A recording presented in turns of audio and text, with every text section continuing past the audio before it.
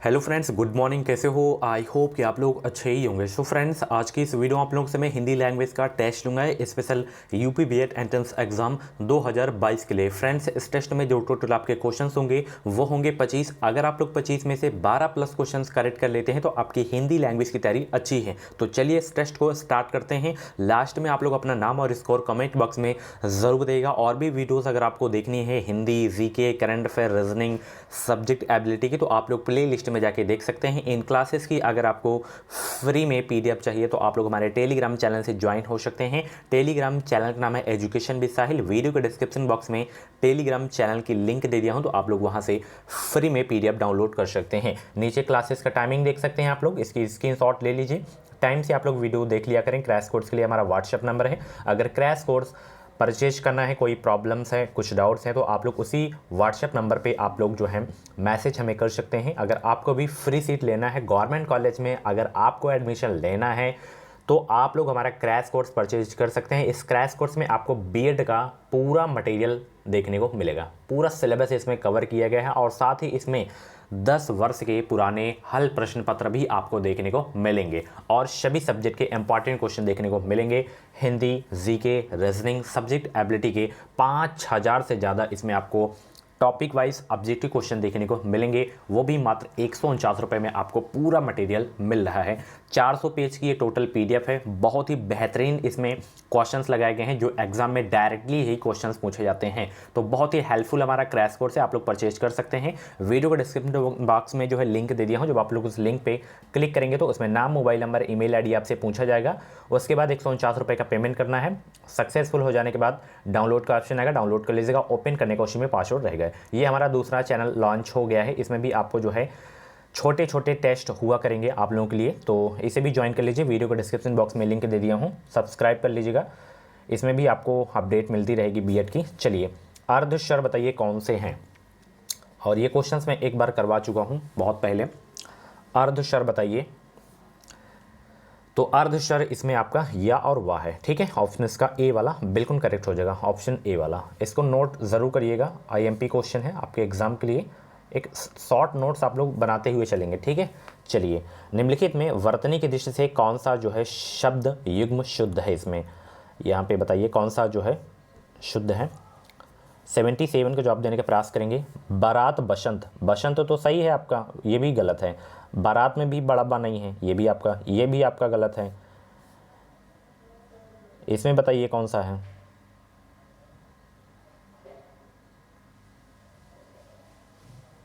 तो ये और ये आपका सेम है, तो ऑप्शन बी वाला पहले आया है, तो यही वाला आपका सही हो जाएगा। ठीक है, बारात और बसंत ये जो है वर्तनी की दृष्टि से शुद्ध शब्द युग्म है। ऑप्शन इसका जो है बी वाला बिल्कुल करेक्ट हो जाएगा। ओके, चलिए। करपट का तद्भव रूप बताइए। करपट का तद्भव रूप बताइए, क्या हो जाएगा करपट का? वेरी इंपॉर्टेंट क्वेश्चन आपके एग्जाम के लिए। करपट का तद्भव रूप बताइए। 78 का जवाब देने का प्रयास करेंगे। तो करपट एक तत्सम शब्द है, सभी को पता है। इसका तद्भव रूप हो जाएगा कपड़ा। क्या हो जाएगा? कपड़ा हो जाएगा। ऑप्शन इसका जो है डी वाला बिल्कुल करेक्ट हो जाएगा। मैं आपको बता दूं, अगर आपको 2022 में बीएड करना है तो आप लोग हमारे चैनल से जुड़े रहें। चैनल को सब्सक्राइब करके बेल आइकन को ऑल पे प्रेस कर लीजिएगा। इस चैनल के माध्यम से आपको निश्चित ही मदद मिलेगी। जो भी बीएड की अपडेट रहेगी, फॉर्म को से लेकर कुछ भी छोटी से बड़ी अपडेट रहेगी, वो अपडेट आपको इसी चैनल के माध्यम से सबसे पहले देखने को मिलेगी। चलिए, अगला प्रश्न देखते हैं। और जैसे यहाँ पे कपूर लिखा हुआ है, इसको भी ध्यान रखिएगा। कपूर आपका जो है तद्भव शब्द है और इसका तत्सम क्या होता है? कपूर होता है, कपूर। ओके, चलिए, ये इंपॉर्टेंट क्वेश्चन है। क्वेश्चन क्या है? काहे री नालिनी तू कुम्हलानी, तेरे ही नाली सरोवर पानी। पंक्ति के रचनाकार कौन है? इस पंक्ति के रचनाकार बताइए कौन है। ऑप्शन देखिए। आंसर सोचने का अगर आपको ज़्यादा समय चाहिए तो आप लोग वीडियो को रोक भी सकते हैं। तो इस पंक्ति के जो रचनाकार हैं वो हैं कबीरदास। ऑप्शन इसका सी वाला बिल्कुल करेक्ट हो जाएगा। लास्ट में आप लोग अपना नाम, स्कोर कमेंट बॉक्स में ज़रूर से ज़रूर बताया करें। ओके, चलिए। मुकुंद किसका पर्यायवाची है? बताइए, मुकुंद किसका पर्यायवाची है? तो मुकुंद देखिए विष्णु का पर्यायवाची है। ठीक है, ऑप्शन इसका ए वाला बिल्कुल करेक्ट हो जाएगा। और भी इसके अतिरिक्त जो है पर्यायवाची होते हैं, जैसे आपका दामोदर हो गया, पीताम्बर हो गया, नारायण हो गया, ये भी जो है विष्णु के पर्यायवाची हैं। ओके, चलिए। वनिता का प्रयोग किस अर्थ में होता है? वनिता का प्रयोग किस अर्थ में होता है? वेरी इंपॉर्टेंट क्वेश्चन आपके एग्जाम के लिए। वनिता का प्रयोग किस अर्थ में होता है? जंगल, स्त्री, पुस्तक, व्यवसायी। 81 का जवाब देने का प्रयास करेंगे। तो वनिता का प्रयोग जो है स्त्री के अर्थ में होता है। ऑप्शन इसका बी वाला बिल्कुल करेक्ट हो जाएगा। ओके, चलिए अगला प्रश्न यहाँ पे देखिए। सहद शब्द है तत्सम या तद्भव या देशज या आगत शब्द है। शहद शब्द बताइए कौन सा है? तो शहद शब्द जो है आपका आगत शब्द है। ओके, ऑप्शन इसका जो है डी वाला बिल्कुल करेक्ट हो जाएगा। ओके, चलिए अगला प्रश्न देखिए। निर्मिस किसे कहते हैं? निर्मिस जो है किसे कहते हैं बताइए? निर्मिस किसे कहते हैं? अच्छा प्रश्न है।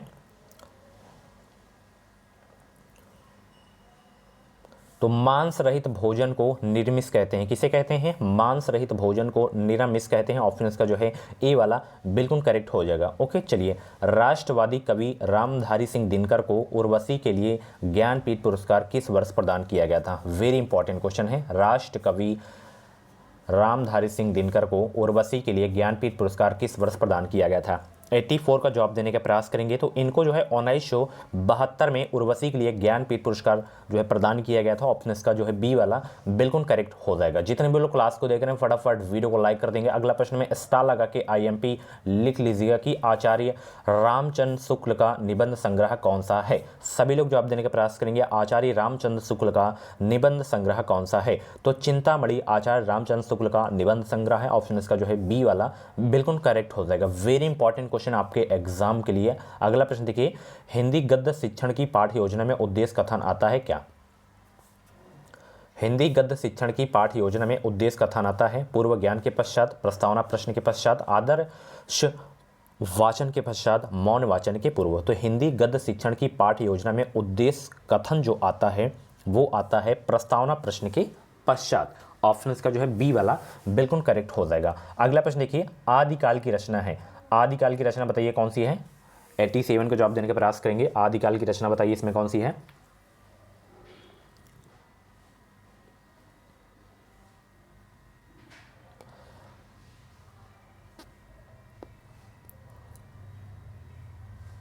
तो आदिकाल की इसमें जो रचना है वो है खुमाल, क्या है? खुमान राशो। ऑप्शन इसका जो है डी वाला बिल्कुल करेक्ट हो जाएगा। मलिक मोहम्मद जायसी की ये रचना है। खुमान राशो मलिक मोहम्मद जायसी की नहीं है, सॉरी, ये जो है दलपति विजय की है। मलिक मोहम्मद जायसी की ये है अखरावट। ठीक है, अगर मलिक मोहम्मद जायसी की पूछे तो अखरावट है, ये भक्तिकाल की रचना है। और आदिकाल की खुमान राशो हो गया आपका। ठीक है, और यहाँ पे जैसे दीप सिखा दिया गया है तो ये आधुनिक काल की रचना है, महादेवी वर्मा की, सभी को पता होगा। और खुमान रासो आपका जो है दलपति विजय की है। चलिए, आनंद कादम्बनी पत्रिका का संपादन कहाँ से होता है? आनंद कादम्बनी पत्रिका का संपादन जो है या प्रकाशन कहाँ से होता है ये आपको बताना है।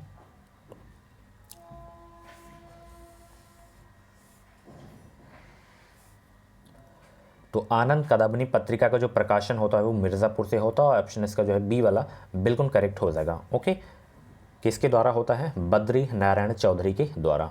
चलिए, शब्द का अर्थ स्पष्ट करने हेतु कौन सा तरीका जो है सर्वाधिक उपयुक्त है? सभी लोग जवाब देने का प्रयास करेंगे। शब्द का अर्थ स्पष्ट करने हेतु कौन सा तरीका सर्वाधिक उपयुक्त है? तो वो है वाक्य प्रयोग। ऑप्शन इसका ए वाला बिल्कुल करेक्ट हो जाएगा। चलिए अगला प्रश्न। चराचरम जगत में कौन सा समास है? चराचरम जगत में कौन सा समास है?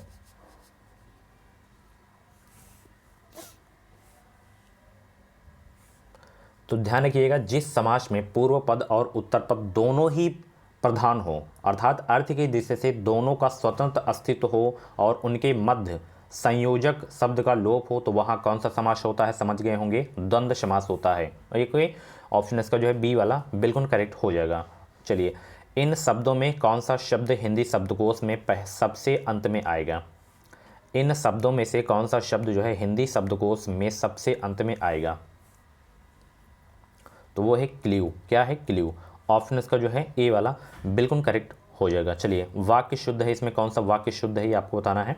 जैसे मोहन और गीता गा रही हैं, गीता और मोहन जो है गा रहा है, मोहन और गीता गा रहे हैं, ये आपका वाक्य जो है शुद्ध लग रहा है, इसको भी पढ़ लीजिए, मोहन और गीता गा रही हैं, ये भी, क्योंकि मोहन आपका यहाँ पे पुरुष है यहाँ पे, तो ऑप्शन इसका जो है सी वाला बिल्कुल करेक्ट हो जाएगा। चलिए अगला प्रश्न देखिए, श्री गुरु चरण सरोज रज निज मन, यहाँ पे ये मुकुर लिखा हुआ है, मुकुर सुधार, बरनो रघुवर विमल जसु शोदायक फलचारी में छंद कौन सा है? एक बार फिर से पढ़ा रहा हूँ, श्री गुरु चरण सरोज रज निज मन मुकुर सुधार, बरनो रघुवर विमल जसु शोदायक फलचारी में छंद आपको बताना है।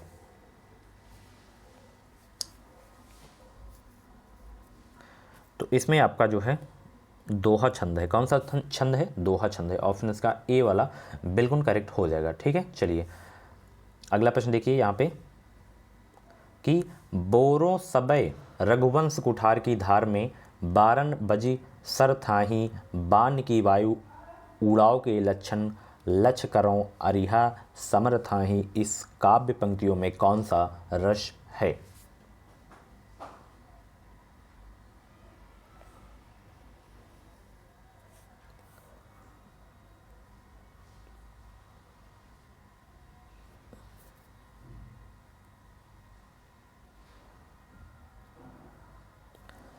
तो इसमें आपका रौद्र रस है। रौद्र रस का स्थायी भाव क्या होता है? क्रोध होता है। तो ऑप्शन इसका जो है ए वाला बिल्कुल करेक्ट हो जाएगा। वेरी इंपॉर्टेंट क्वेश्चन है आपके एग्जाम के लिए। यहाँ पे इस पंक्ति में जो है विरोध की बात हो रही है, देश व समाज धर्म के बारे में, तो इसमें आपका जो है रौद्र रस हो जाएगा। रमणी में कौन सा प्रत्यय बताइए? रमणी में प्रत्यय बताइए।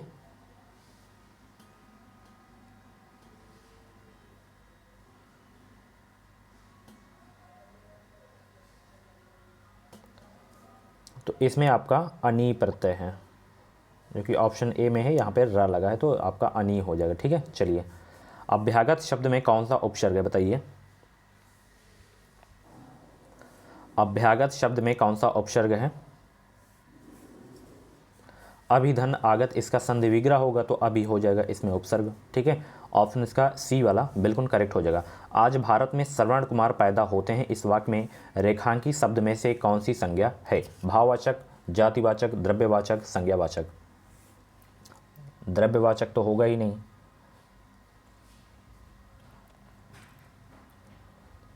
जिसमें नापने या तौलने की बात हो तो वहाँ पे द्रव्यवाचक होता है, जैसे नापा या तौला जा सके, जैसे सोना हो गया, चांदी हो गया।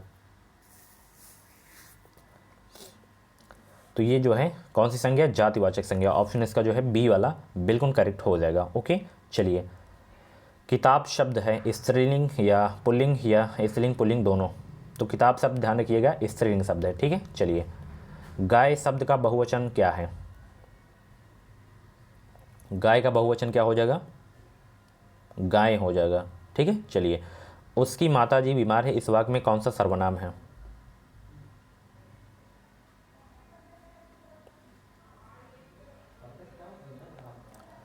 तो उसकी माताजी बीमार है, इस वाक्य में जो सर्वनाम है अन्य पुरुषवाचक सर्वनाम है। ऑप्शन इसका जो है डी वाला बिल्कुल करेक्ट हो जाएगा। सो फ्रेंड्स, ये था हिंदी का बहुत ही इंपॉर्टेंट टेस्ट। कैसा लगा टेस्ट आपको कमेंट बॉक्स में ज़रूर बताना है। और ये इसकी आंसर की भी लगा दी हूँ, टेलीग्राम पे इसकी PDF सेंड कर दूंगा। और 25 में से आपके जितने भी प्रश्न सही हुए हों तो आप लोग अपना नाम स्कोर कमेंट बॉक्स में ज़रूर से ज़रूर बताइएगा। मिलते हैं अगली क्लास पे, तब तक के लिए थैंक यू। चैनल को सब्सक्राइब करके बेल आइकन को ऑल पे ज़रूर से ज़रूर प्रेस कर लीजिएगा, ताकि कोई भी अपडेट है वो अपडेट आपसे मिस ना हो।